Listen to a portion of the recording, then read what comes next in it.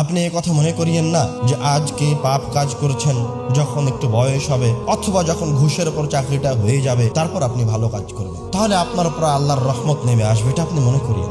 আপনি গান বাজনা শোনেন, বাদ্যযন্ত্র শোনেন, জিহ্বা দিয়ে মিথ্যা কথা বলেন, হাত দিয়ে অসৎ কাজ সম্পাদন করেন, আর মৃত্যুর সময় আপনার এই জিহ্বা লা ইলাহা ইল্লাল্লাহ বলতে পারবে, এমনটা আপনি মনে করিয়েন। প্রিয় যুবক, প্রিয় দিনী মুসলিম ভাই ও বোন, আপনার যেই কান বাদ্যযন্ত্র শুনতে অভ্যস্ত, যেই জিহ্বা মিথ্যা কথা বলতে অভ্যস্ত, যেই চোখ খারাপ জিনিস দেখতে অভ্যস্ত, মৃত্যুর সময় যখন আপনার সন্তান আপনাকে বলবে অথবা আপনার বাবা আপনাকে বলবে যে বাবা, আব্বু লা ইলাহা ইল্লাল্লাহ বলো, এটা বলতে পারলেই জান্নাত, তখন ওই যে আপনি অপকর্মে লিপ্ত ছিলেন, অন্যায় লিপ্ত ছিলেন, শয়তানের আনুগত্যে আপনি অনুসারী ছিলেন, শয়তান তখন আপনার জিহ্বাকে ভারী করে দিবে। আল্লাহর পক্ষ থেকে তখন সাহায্য আসবে না। তখন আপনাকে যখন বলা হবে লা ইলাহা ইল্লাল্লাহ বলো, তখন আপনি লা ইলাহা ইল্লাল্লাহ বলতে পারবেন না। যে কান দিয়ে আপনি বাদ্যযন্ত্র শুনেছেন, সেই কান তার মৃত্যুর সময় লা ইলাহা ইল্লাল্লাহ শুনতে পাবে না। যে চোখ খারাপ জিনিস দেখেছে, মৃত্যুর সময় রব্বুল আলামিন পরহেজগার ব্যক্তির জন্য যে সুন্দর চেহারার ফেরেশতাদেরকে পাঠান তাকে সুসংবাদ দেওয়ার জন্য, মৃত্যুর কষ্টের সময় কষ্টকে লাঘব করার জন্য রব্বুল আলামিন যে ফেরেশতাদেরকে পাঠান, এই পাপিষ্ঠ চক্ষু রব্বুল আলামিনের ওই ফেরেশতাদেরকে দেখতে পাবেন। আপনি কেন মৃত্যুকে অবহেলা করছেন?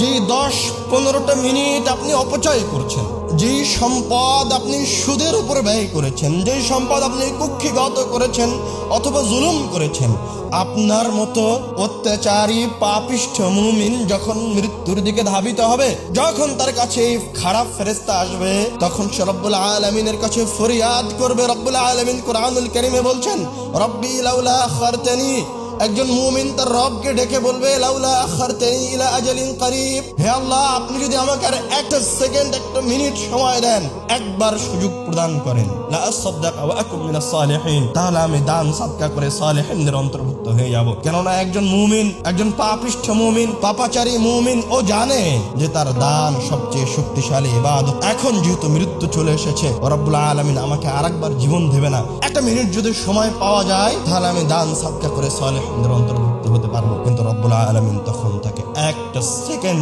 একটা মিনিট সময় দিবেন না দান সাদকা করার জন্য। মৃত্যুর আগে প্রস্তুতি গ্রহণ করেন। যেই খারাপ মানুষটা কবরে আছে, আপনি যেই কবরের পাশ দিয়ে হেঁটে যান, যেই গোরস্থানে যান, ওই কবরের ভিতরে থাকা একজন পাপিষ্ঠ ব্যক্তি তার রবের কাছে ফরিয়াদ করে বলছে, রব, আমাকে দুনিয়ায় আরেকবার ফিরিয়ে দাও। যে ব্যক্তিটা জাহান্নামে থাকবে, ইয়াসতারিখুনা ফীহি, ওই জায়গায় চিৎকার করে করে বলবে, রব্বুল আলামিন, তুমি আমাকে আরেকবার দুনিয়ায় ফিরিয়ে দাও, আমি ভালো কাজ করব। আপনি যে 10 মিনিট অপচয় করছেন এই জমিনের উপরে এখন উপস্থিত, যে একটা মিনিট সময় অতিবাহিত করছেন, এই একটা মিনিট সময়ের জন্য ওই কবরের ভিতরে থাকা ব্যক্তিটা চিৎকার করছে।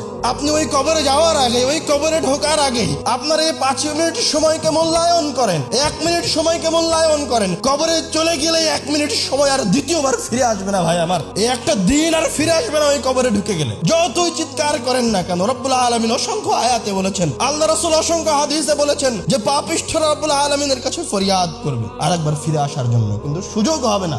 আপনি রব্বুল আলামিনের ওই নসিহতকে স্মরণ করেন, ওই মৃত্যুকে স্মরণ করেন, একবার দুইবার নয়, বেশি বেশি ঘন ঘন স্মরণ করেন। আজকের আলোচনার আপনার জন্য শেষ উপদেশ এই যে আপনি মৃত্যুকে বেশি বেশি স্মরণ করবেন এবং মৃত্যুটাকে অন্তর দিয়ে অনুভব করার জন্য, যেমন আল্লাহ রাসূল নসিহত প্রদান করলেন যে তোমরা কবর জিয়ারত করতে যাও। আপনিও মাঝে মাঝে কবর জিয়ারত করতে যান, কবর গিয়ে সালাম দেন, অন্তর দিয়ে চোখটা বন্ধ করে অনুভব করেন যে সামনে যে কবরটা আছে ওই কবরটা আপনার, এটা আপনার ব্যাংক, এই জায়গায় আপনার সব সম্পদ আছে। আপনি এবার চিন্তা করেন যে ওই কবরে আপনার কতগুলি ভালো আমল রাখা আছে, কয়টা নেকি রাখা আছে, কয় দিনের সালাত রাখা আছে, কয় দিনের সিয়াম রাখা আছে, কয়টা টাকা জমা করে রাখা আছে।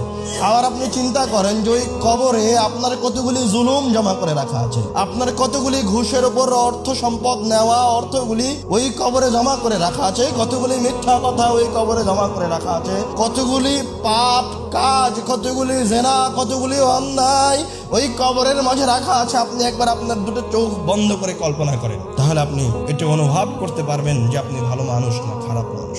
আপনি আপনার এই মৃত্যুকে স্মরণ করে রব্বুল আলামিনের কাছে ফিরে যাওয়ার চেষ্টা করেন।